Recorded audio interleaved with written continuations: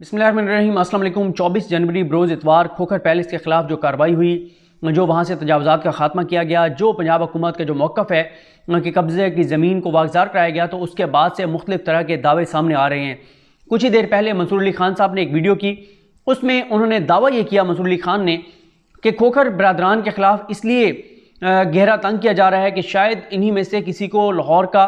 जो है वो सदर बनाया जाना है या वो सदर बनना चाहते हैं नून लीग के। और दूसरा उन्होंने कहा कि जब से लाहौर का जलसा हुआ है, क्योंकि उसमें खोखर बरादरान का बहुत इंपॉर्टेंट किरदार था, तो तब से उनके खिलाफ FIRs बढ़ गई हैं। तो मैं इस वीडियो में आपके सामने रखना चाहता हूँ कि ये मामला कितना पुराना है। ये मामला आज का नहीं है, ये मामला एक माह पहले का नहीं है, क्योंकि PDM को जो लाहौर का जलसा था वो तो 14 दिसंबर का था। और अगर उसमें खोखर बरादरान का किरदार था तो यकीन करें हुकूमत को तो खोखर बरादरान का शुक्रिया अदा करना चाहिए कि लाहौर का जलसा जिसकी भी कोशिश और काबिज से हुआ, क्योंकि वो इतना फ्लॉप शो था, इतना नाकाम शो था कि उसने PDM की कमर तोड़कर रख दी और उसके बाद से PDM के गुब्बारे में से हवा निकल चुकी है। मैं आपके सामने 25 दिसंबर 2018 की समाअत का अहवाल रखना चाहता हूं कि 25 दिसंबर 2018 को क्या हुआ था। गो कि मैंने उस दिन जो वीडियो अपलोड की थी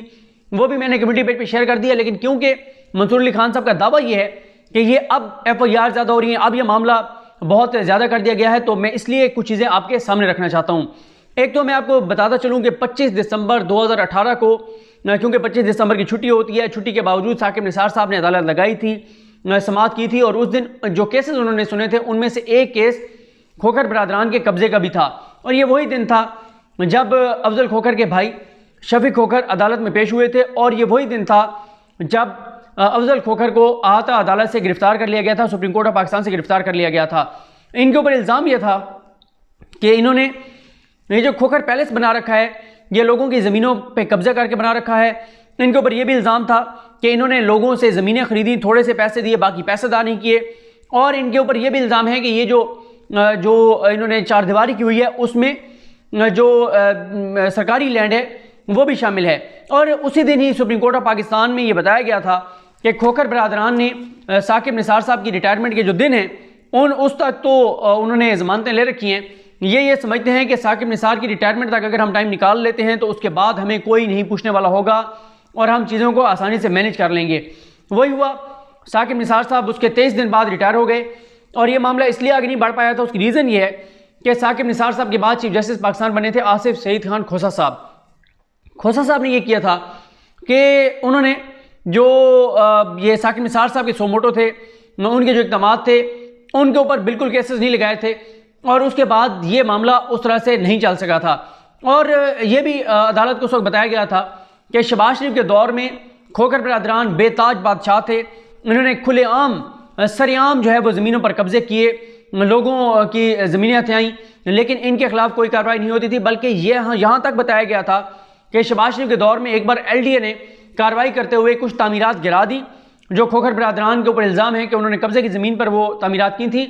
लेकिन शहबाज शरीफ साहब ने उसके ऊपर एक कमेटी बनाई और कमेटी बनाकर LDA के उन मुतल्लिका लोगों को बरतरफ कर दिया, ओहदों से हटा दिया जिन्होंने कार्रवाई की थी, ये कहकर कि आपने पेशगी जो है वो इन्फॉर्म क्यों नहीं किया था, आपने SOPs को फॉलो क्यों नहीं किया था। तो यहाँ तक हुआ था कि बजाय इसके कि उस दौर में कार्रवाई होती खोखर बरादरान के खिलाफ, बल्कि उनके खिलाफ कार्रवाई करने वालों को भी ओहदों से हटा दिया गया था। इसके अलावा इन पर इल्ज़ाम यह है कि एक तो है कि इन्होंने प्राइवेट लैंड के ऊपर कब्जा किया हुआ है, लोगों को अदायगियाँ नहीं की हुई। दूसरा इनके ऊपर है कि सरकारी ज़मीन पर भी कब्जा किया हुआ है। एक जो मामला है उसके ऊपर लाहौर हाई कोर्ट में केस चल रहा है, दूसरे में जो LDA है उनका ख्याल था कि उनके पास कोई, क्योंकि इनके पास स्टे ऑर्डर नहीं है तो इसलिए उन्होंने कार्रवाई कर दी, जबकि खोखर बरादरान का कहना यह है कि हमारे पास स्टे मौजूद है और हमने ये चीज़ें दिखाई भी हैं। साकिब निसार साहब के दौर में उन्होंने ये भी हुक्म दिया था कि जो वहाँ के पटवारी हैं उनके भी असासा चेक किए जाएँ कि जो खोखर बरादरान के साथ तल्लुक़ रखने वाले, दोस्ती रखने वाले पटवारी हैं वो कितने अमीर हो चुके हैं, क्योंकि पटवारियों के साथ मिल मिला के इन्होंने ये सारे कब्जे जो हैं वो किए थे, ये इल्ज़ाम था। यहाँ पर मैं आपको कुछ चीज़ें बता देता हूँ कि उस समाअत में क्या हुआ था, और ये बताने का मकसद ये है कि ये मामला 25 दिसंबर 2018 को भी सामने आया था, यानी ये आज का मामला नहीं है। जो मंसूर अली खान साहब ये तासुर देने की कोशिश कर रहे हैं कि क्योंकि खोखर बरादरान में से कोई लाहौर का पता नहीं आगे सदर बनने जा रहा है नून लीग का, इसलिए कि उसके के खिलाफ इंतकामी कार्रवाई हो रही है, या लाहौर क्योंकि जलसा इन्होंने बहुत कामयाब कर दिया था, बहुत इनका किरदार था उसमें, तो इसलिए इनके खिलाफ कार्रवाई हो रही है। तो ऐसा कुछ भी नहीं है। ये मामला 25 दिसंबर 2018 का मैं आपके सामने रख रहा हूँ। साकिब निसार साहब ने कहा था कि खोखर बिरादरान जो छोटे से घरों में रहते थे, आज इतना बड़ा लाहौर में इन्होंने पैलेस कैसे बना लिया है। इनके असासे और इनकी आमदन का रिकॉर्ड चेक किया जाए, देखा जाए कि क्या इन्होंने अपनी आमदन के मुताबिक अपने जायज़ ज़राए से ये जायदादें बनाई हैं, वरना इनके पास ये असासे और जायदादें कहाँ से बन गई हैं। फिर साकिब निसार साहब ने कहा था कि इनके खिलाफ पुलिस कार्रवाई नहीं करती और अदालत में लोग इनके खिलाफ जाते नहीं हैं। आगे फिर वो आ रहा है कि अदालत के खिलाफ क्यों नहीं, अदालत में लोग इसलिए वो उन्होंने कहा था नहीं जाते कि ये लोगों को मरवा देते हैं और इनका इतना असर रसूख है, इसलिए लोग इनके खिलाफ अदालतों में नहीं जाते।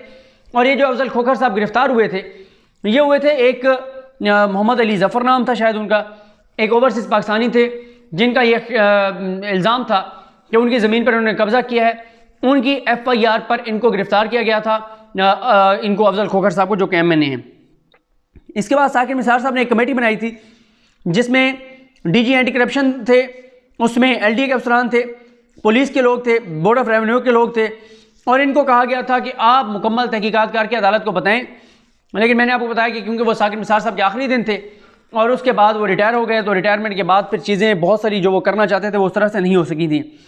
उसके बाद साकिब निसार साहब ने ये भी कहा था कि जो खोखर पैलेस है इसका देखें, इसकी टोटल ज़मीन कितनी है, इनके पास मलकियत के डॉक्यूमेंट्स कितनी ज़मीन के हैं, और इनके नक्शे भी चेक करें कि आया ये नक्शे इनके मंजूर शुदा हैं या नहीं हैं, या इन्होंने अपनी मर्ज़ी से तामीरात कर दी हैं। उस वक्त ये कहा गया था साकिब निसार साहब को कि इनका नाम ECL में डाल दें, तो उन्होंने कहा ECL तो बड़ी छोटी सी चीज़ है, जो बहुत से मुल्क हैं वहाँ पर तो जो मुलजिम होते हैं उनको कड़े पहना दिए जाते हैं, फिर उन कड़ों के ज़रिए उनकी निगरानी की जाती है, देखा जाता है कि आया ये कहीं भाग तो नहीं गए, कहीं इधर उधर तो नहीं जा रहे, और उससे मुकम्मल इनकी मॉनिटरिंग की जाती है। उसके बाद उन्होंने कहा साकिब निसार साहब ने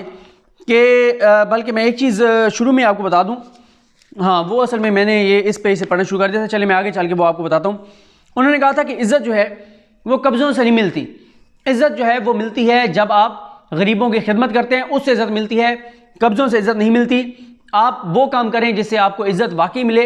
आपको खैराती अस्पताल बनाएं, कोई डिस्पेंसरियाँ बनाएं, और उस वक्त कहा गया था कि जी हम बिल्कुल खैराती अस्पताल बनाएंगे।